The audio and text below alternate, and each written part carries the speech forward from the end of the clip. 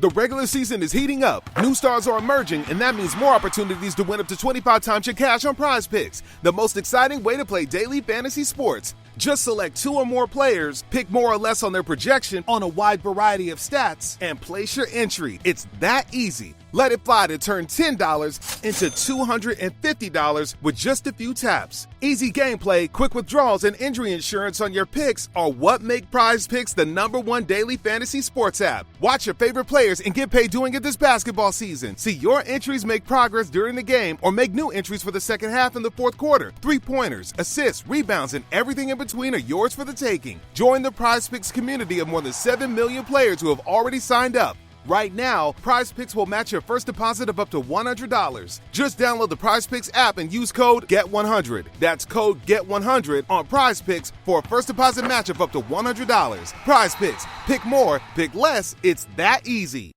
Hello and welcome. It is Eric Erickson across the nation, and we got a ton to do in the next hour. In fact, I had to shake up the whole schedule of the show because, well, the president spoke, and my gosh.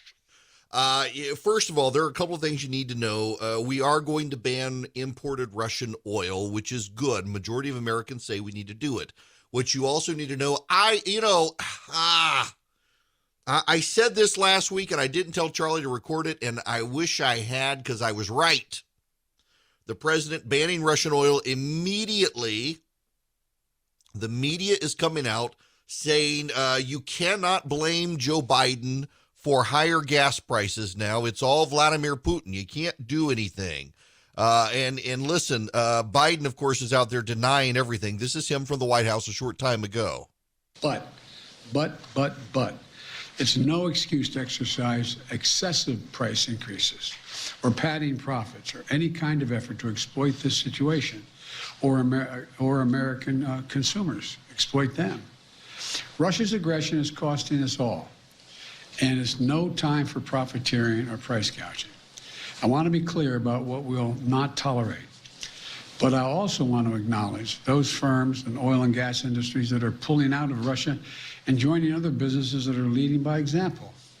This is a time when we have to do our part and make sure we're not taking advantage. Look, let me be clear about 2 other points. First, it's simply not true that my administration or policies are holding back domestic energy production. That's simply not true. Even amid the pandemic, companies in the United States pumped more oil during my first year in office than they did during my predecessor's first year. We're approaching a record levels of oil and gas production in the United States, and we're on track to set a record of oil production next year.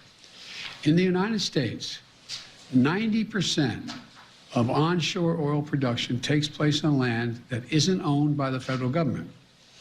And of the remaining 10% that occurs on federal land, the oil and gas industry has millions of acres leased. They have 9,000 permits to drill now. They could be drilling right now, yesterday, last week, last year. They have 9,000 to drill onshore that are already approved. So let me be clear. They are not using them for production now. That's their decision. These are the facts. Well, the fact is also, notice he keeps saying onshore, because he canceled offshore leases.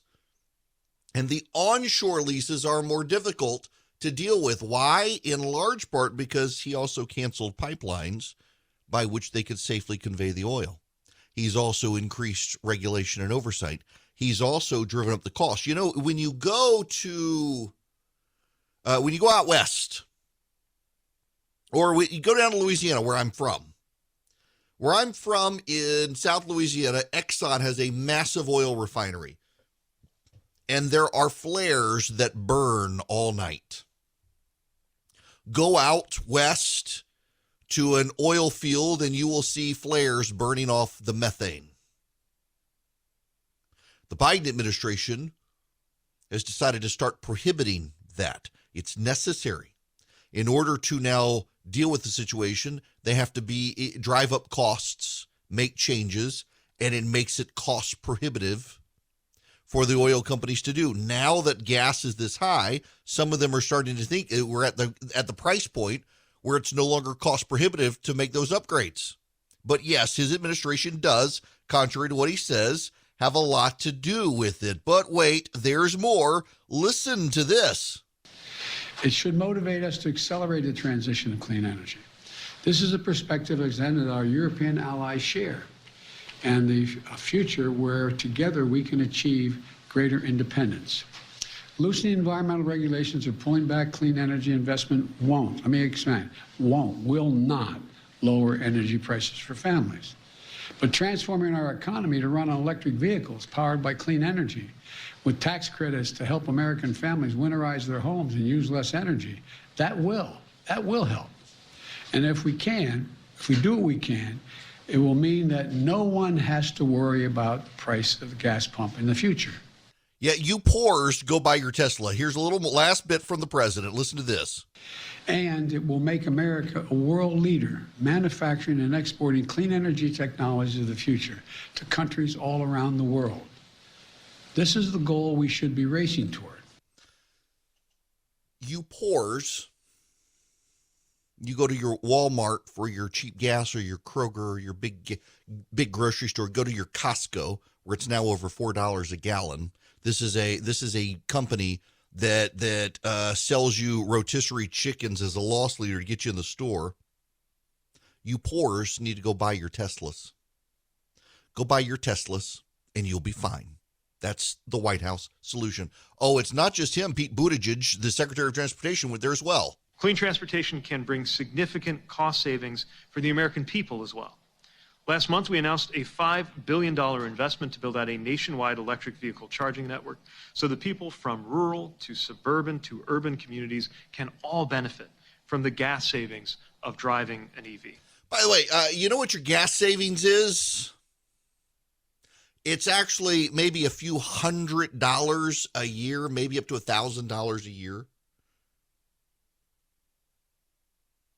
It's really not a ton of savings.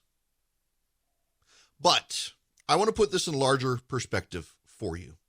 Bigger perspective. I want to do a little bit of a deep dive here. I grew up in the Middle East, in Dubai. My dad worked for an oil company. That does not make me an expert per se, but I do know some stuff. And I have friends I can call on as a result, people I know who I can get the inside scoop on. Let me give you the deep dive here. What the Democrats are saying is that, well, refinery capacity hasn't increased in the United States. That is true. Refinery capacity has not increased in the United States. And they also tell you, well, we couldn't get it out of the ground tomorrow, so it's not going to benefit us immediately. And they also tell us that you got all these leases out there, 9,000 some odd leases that aren't being used. I want to deal with these.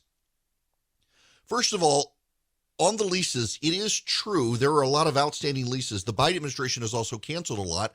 When you listen to the Biden administration very carefully, you will hear them make the distinction between onshore and offshore, and they don't like to talk about offshore. They canceled a lot of leases for drilling offshore.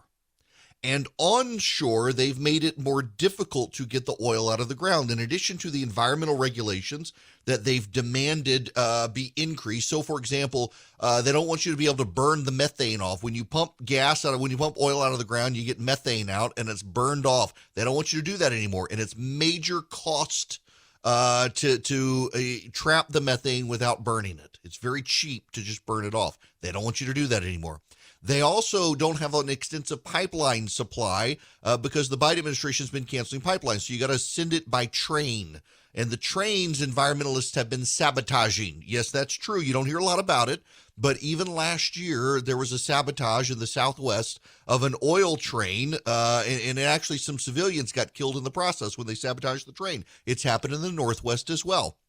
So there are no pipelines. Environmentalists are sabotaging the train lines. It's less sound and less safe unless you want to put it in trucks. There are not enough trucks. There are supply chain issues there. But the one area that's the real lie here, and this is what you must understand, is to say that it would not benefit us immediately because it takes a while to get the oil out of the ground. Where is oil priced? Question. Where is oil priced? A futures market. Oil is priced in a futures market, not a present market.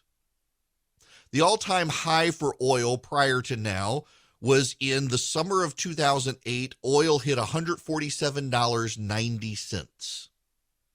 In fact, it was actually higher now. We're expected to get there. So that was your record, $147.90 in the summer of 2008. We're almost there right now. The Fed at the time was cutting rates, not hiking rates, not throwing us into recession. That was July 14th, 2008. The price of oil crashed the next day. The price of oil went down and stayed down, except for a blip when the Lehman Brothers crash happened and the financial markets went into chaos. What caused the oil price, the day after record high, what caused it to plunge and stay down?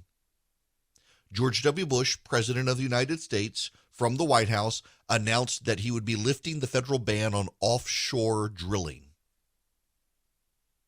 Now, that day, Reuters declared it, quote, a largely symbolic move, unlikely to have any short-term impact on high gasoline prices.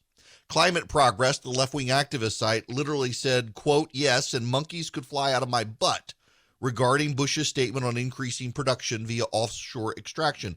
The Obama campaign pounced, quote, if offshore drilling would provide short-term relief at the pump or a long-term strategy for energy independence, it would be worthy of our consideration, regardless of the risks. But most experts, even within the Bush administration, concede it would do neither. The oil price after Bush's announcement, contrary to what Reuters said, what the Obama administration said, what the left-wing climate activists said, the oil price dropped. By the end of the week, it was down 12%. After a month, remember, it had started at $147 a barrel. 30 days after Bush's announcement, it was $30 a barrel. By Election Day, it was more than cut in half from the high. Why? Because markets are smarter than the critics, and oil is priced on a futures market, not a present market. The experts saw that by tapping our offshore oil reserves, the Bush administration would be supplying more oil into the markets. And yes, while refinery capacity may be tied up and tight, it allowed the oil to be exported overseas as well. This administration doesn't want you to know that history, and I got to tip my hat to Will Collier, who reminded me of it. The President of the United States says there's nothing we could do. Here's the Los Angeles Times. The United States now has bigger recoverable oil reserves than Saudi Arabia or Russia.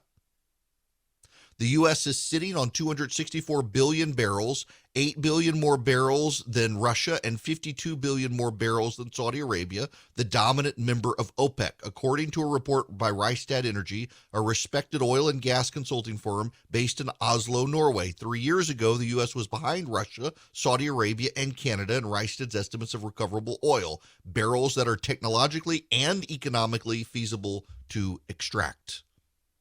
The big jump for the United States largely stems from technological advancements such as hydraulic fracturing and horizontal drilling that squeeze oil and gas from shale formations. These are the facts. These are the facts the Democrats don't want you to talk about. They want to talk about refinery glut. They want to talk about unused leases. They don't want to talk about why those leases are not used. And they never, ever, ever want to talk about offshore drilling.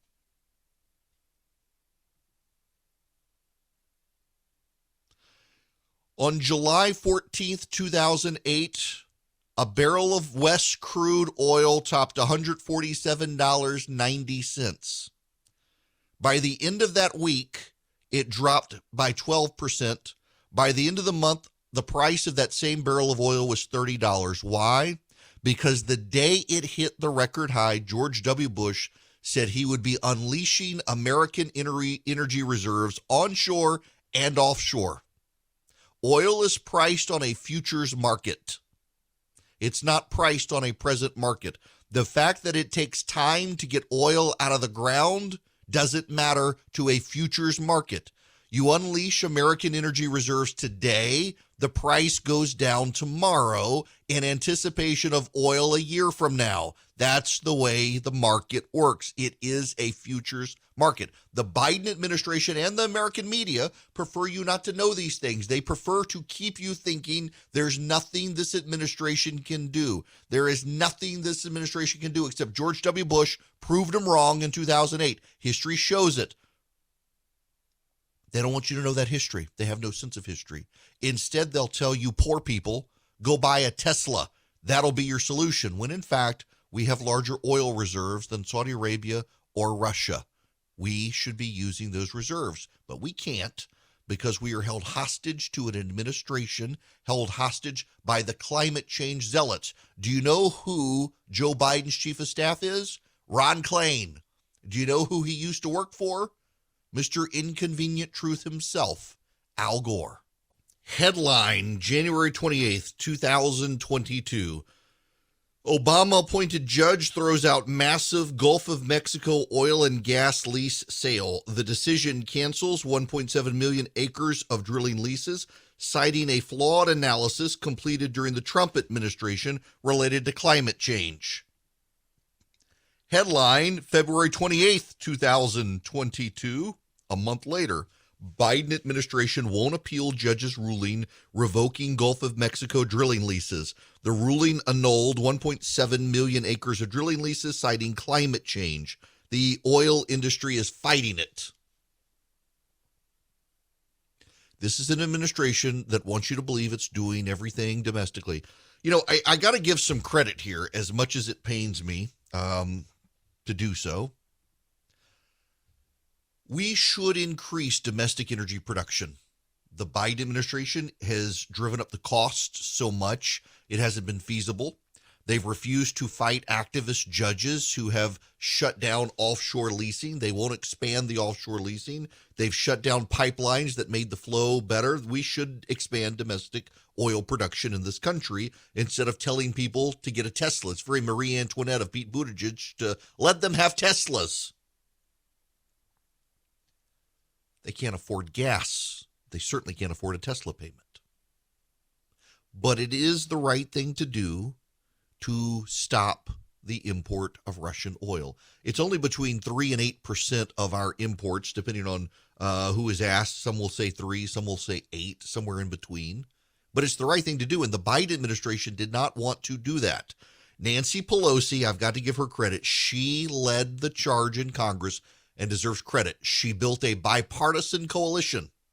The Biden administration tried to force them to stop it. She held her ground. Not only that, the Biden administration then went to the Senate and tried to get Ron Wyden from Oregon and a few others to back out of the deal, and Nancy Pelosi pressured them to stay in the deal to ban the import of Russian oil. She deserves some credit there.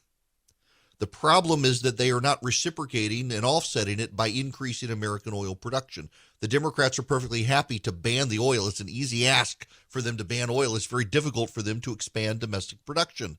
And the media is going to circle the wagon around them and say, well, there's nothing they can do. And the voters will side with the GOP, who can very easily make the case that there's a lot they can do domestically that they refuse to do. Hello there. Welcome back. The phone number, if you want to be a part of this show, is 877-973-7425. I want to play you a little bit of audio here because we need to talk about a little bit of baiting and switching that has gone on with Joe Biden. I need you to follow along with me here. Because there's something he said that I need to go back to here.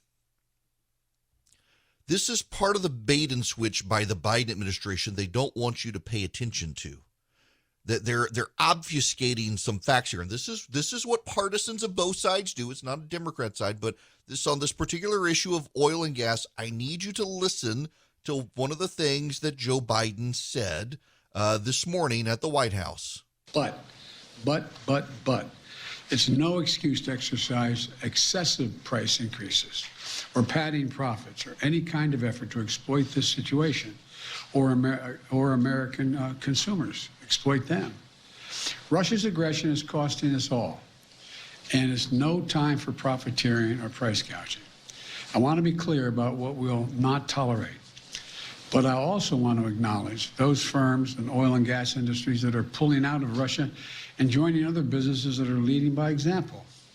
This is a time when we have to do our part and make sure we're not taking advantage. Look, let me be clear about two other points. First, it's simply not true that my administration or policies are holding back domestic energy production.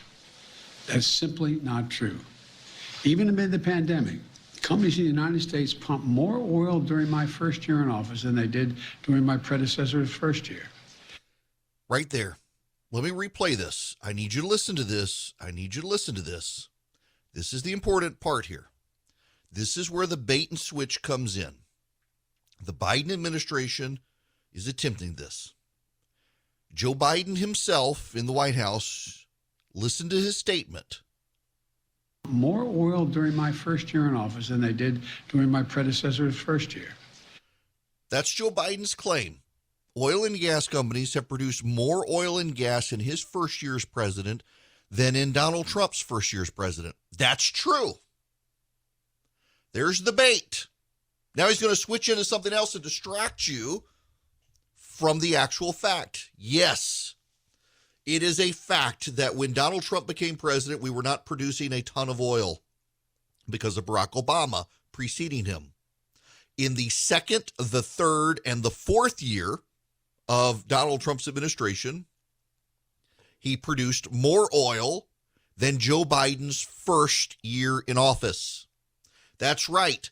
Every year that Donald Trump was in office, he increased energy production. Joe Biden has more energy produced in the country under his first year than Donald Trump's first year, but because his administration wound down offshore leases, onshore leases, and increased regulations and told the energy companies we're going to put you out of business and move to clean energy, he actually is producing less energy in his first year than Donald Trump's second, third, and fourth year in office. How is it that we plunged in domestic energy production from Donald Trump on January 19th, 2021, his last day of the presidency, to Joe Biden coming in the next day and suddenly seeing it go down? Why? Because the active steps of the Biden administration to make it less cost effective to extract energy. But there's a little more here as well you need to understand. You're an investor. You want to put your money somewhere safe where you're going to get an annual return and your money over time is going to grow 30 years of the market. Joe Biden becomes president, and he makes it clear that we are going to eliminate the oil and gas industry, that we are going to move to a sustainable future. At the same time, because of your handling of the COVID pandemic, steel prices have gone through the roof, and there aren't a lot of steel pipes around. They've increased regulation. So even if the oil and gas companies wanted to drill, they don't have the investor investing because Joe Biden's already told the investors, your investment's going to go out of business. They don't have the steel for the oil rigs and the pipes because the pandemic has short supplied them. They don't have the support of the government, which has made it harder and more costly to extract. In short, the oil and gas industry in the United States doesn't have the money to invest in capital expenditures, to grow their drilling platform and footprint in the United States, because Joe Biden and his administration have told all their investors, don't invest in these companies anymore. We're going to put them out to pasture. We're going to shut them down. If you were an initial investor, would you want to invest in an oil company when Joe Biden is waging war on them? No, you wouldn't. It's not a good investment. So the Biden administration has been crippling the oil and gas industry. Yes, they have leases. But to get the oil out of the ground, they need more steel pipes, which they don't have because of supply chain. They need it to be cost effective, which they can't get because the Biden administration is making demands on them related to the burning of methane and the environmental costs. The Biden administration has canceled oil pipelines that would make it easier and safer to transport the oil to refineries instead of relying on trains and trucks, for which we don't have enough. And even if we do, the train lines have been sabotaged by environmentalists more than once in the last few years. It's a very complex issue. But Joe Biden can say that his administration has done nothing, and that's not true. Joe Biden's administration has done a ton to tar and feather the energy industry in this country, direct investor dollars to other outfits, and yet has not been able to get through Congress any meaningful legislation to help offset costs for people to be able to switch. We don't have the power grid in this country in order to handle what Joe Biden wants. And he's provided no meaningful legislation or funding in order to get it done. The Biden administration wants everyone to move to electric vehicles. Now, I need to explain something to progressives. Most progressives in this country live in urban areas where there's public transportation. A whole hell of a lot of other people do not. Suburban voters commute. Rural voters do too. Ex-urban voters do too.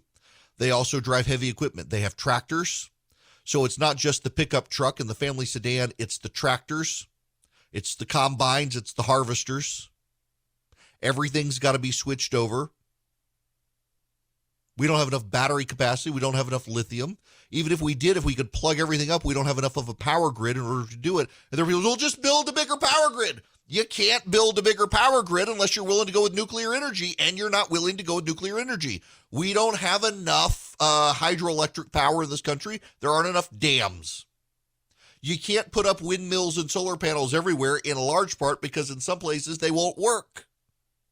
I don't know if y'all know this. I don't know if you know, but solar panels don't work under trees. Are you going to chop down all the trees? What are you going to do? Are you going to go out to the desert where there are endangered species that depend on the cacti, and you're going to tear down all the cacti and put solar panels out? No, because the environmentalists, they don't want you to do that either. This administration does not have a clear view. It has a view of the environmentalists. And the environmentalists actually hate Western capitalism. It's not that they want to save the planet, it's that they want to destroy Western capitalism, because they believe that to save the planet, you must destroy Western capitalism.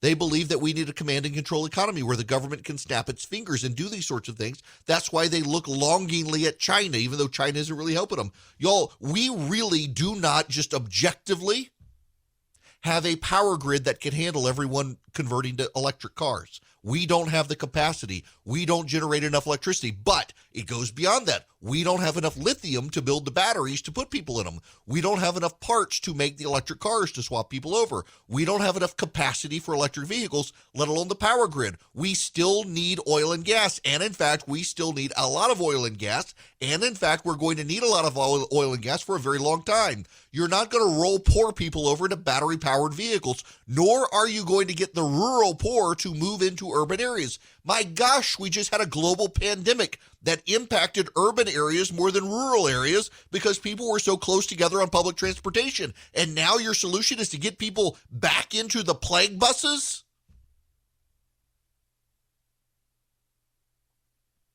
Their policies sound good to them. But all you have to do is think a little bit about it. All you have to do is explore just a little bit, and under the surface, you realize nothing really adds up the way they claim. Did you go back to the clip I played at the beginning of this segment? Joe Biden said that he produced more oil and gas, or his administration oversaw the production of more oil and gas in its first year than Donald Trump's first year. Yes, it's true. Why? Because Donald Trump ramped up production in his first year because Barack Obama's administration didn't do it. And so the Trump administration started in a deficit. They ramped it up. And now what? The truth is Joe Biden has produced less energy or overseen the production of less energy than the second, the third, or the fourth year of the Trump administration. How is it that we went from so high at the end of the Trump administration to so low at the beginning of the Biden administration? It's because the Biden administration has actively and willfully, through their language, through their rhetoric, through their talking points, through their regulations, through their actions, through their refusals to engage and their efforts to engage in other ways, the energy sector, to shut down oil and gas investment and production and to tell them their days are numbered. If you're telling an industry its days are numbered, why would that energy industry then want to go out and try to tap new wells and extract new oil when it's going to be a long endeavor in order to get it going? The futures market would price it in. The futures market doesn't price oil based on now. The futures market prices oil based on the future. And if you could see future energy increases, the oil market would go down. But this administration is working very hard to make sure that can't happen. Not only that, their entire agenda is based on a reality that is not going to exist. All of you get in an electric car tomorrow. Let's just say the Biden administration writes a check. Let's say there are enough Teslas out there for everyone. There are enough Teslas to replace all the tractors and the 18-wheelers, all the 15-passenger vans. There are enough electric cars, regardless of brand, out there. We could swap everything tomorrow. And then you all go home at night, and everybody plugs in. There will be massive power outages because we don't have the electric grid to sustain that rate of conversion, the rate of conversion the Biden administration is banking its future policies on. That's just the truth. Truth isn't mean. The truth is the truth. And that's the truth. And that is why we need to increase domestic energy oil production in this country in ways the Biden administration claims isn't possible. Somehow it was possible under Donald Trump just 2 years ago, and now suddenly it's not. That's spin. That's not reality. The Biden administration's lying. They should get blamed for higher gas prices. Yes, it's the right thing to do. Stop getting Russian oil. But it's not the right thing to do when you're not increasing domestic energy, which we could do. Now, one of the companies that's out there fighting for the conservative movement and for, well, conservative common sense solutions when it comes to energy in this country, it's Patriot Mobile. I highly recommend you use Patriot Mobile. They use the same towers that all the other big companies use. You don't have to worry about the quality of service, and they have great customer service. What you do is go to patriotmobile.com/Eric, patriotmobile.com/ERICK. My name gets you free activation. They've got 100% U.S.-based customer service. If you don't want to do it online, you can call them, 972-PATRIOT, 972-PATRIOT. Tell them Eric sent you. You get free activation. You get discounts. You're a veteran, first responder, teacher, NRA member. They got great discounts. If you're a multi-line household with a lot of kids who need cell phones, they can give you good discounts there as well. patriotmobile.com/Eric. Hello there. The phone number is 877-973-7425. Should you wish to be on the program, I actually want to run to the phones real quick to Todd. You're up first today on the Eric Erickson Show. Welcome. Hi, Eric. How are you today? Great. What's going on? I just wanted to call and make a comment and add sort of a layer to what you're talking about as far as Biden's policies affecting if there were enough Teslas and electric vehicles for everyone to buy, and if the power grid were to build up, if we were to try to build the power grid up, I work for a company that builds substation equipment, and I can't mention the name, but we are experiencing shortages in steel, like you said, but also in aluminum, which every switch uses a lot of aluminum, copper, silver. We're experiencing shortages in all of that, and some of it they're telling us maybe next year before we can get. And we could be facing layoffs at some point. We've already got orders, lots of backlog, and that's without trying to ramp up the power grid, to support that. So how would we ever ramp up the power grid to support that kind of power transmission? We can't even take care of the power transmission demands now. Right. Yeah, we can't. There's a total impracticality for what they want, and they're not willing to acknowledge the impracticality, the impossibility right now. We simply cannot move to the clean energy future the Democrats want right now. What we can do is drive down oil prices. Now, I want you to pay attention to something. This is really important here. This is necessary. The media and the Democrats and the president say that if we were to increase domestic energy production, domestic oil production, it would not have an immediate effect on gas prices in this country. That's what they tell you. You hear this everywhere, from Reuters to CNN to the president himself. If we increase domestic energy production, it will take time and it won't have an immediate impact on gas prices. That's what they tell you. The President of the United States, 2 hours ago, announced that we will ban Russian oil from entering the market. Gas prices have already gone up since his statement.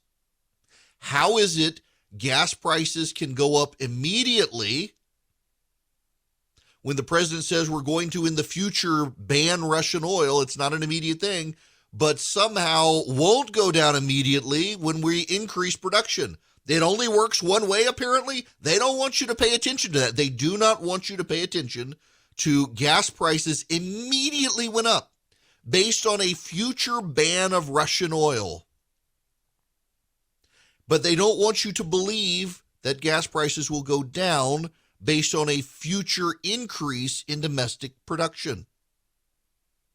That's really, they want you to believe things that are not so, and don't believe your lying eyes, and don't believe history. It's all spin, and the Republicans should hold them accountable for it in the future. They absolutely should make it a campaign issue that Biden will not increase domestic energy production. Frankly, if I were in the Petroleum Trade Association, I'd be running these ads tomorrow. It's 2022. Things are still crazy. Things haven't settled down. And now you got the Federal Reserve and interest rates. You got the economy. You got inflation. A lot of banks won't even return your phone call. Let's say you're a small business and you need a loan for $750,000 or higher. You see an opportunity where banks, they don't even want to see you. You want to buy a building, you want to build a building, reach out to the Frost family at First Liberty Building and Loan. They've been helping small businesses become big businesses since the 1990s. They want to help you if they can. So spend 10 minutes with them. See if you're a good fit for them and they're a good fit for you. Their website is firstlibertyga.com. That's firstlibertyga.com. Again, you need a loan, $750,000 or higher. You're a small business and you see an opportunity to grow. Share it with the Frost family and see if they can help you. Firstlibertyga.com. That's firstlibertyga.com. First Liberty Building and Loan can help businesses nationwide become bigger businesses.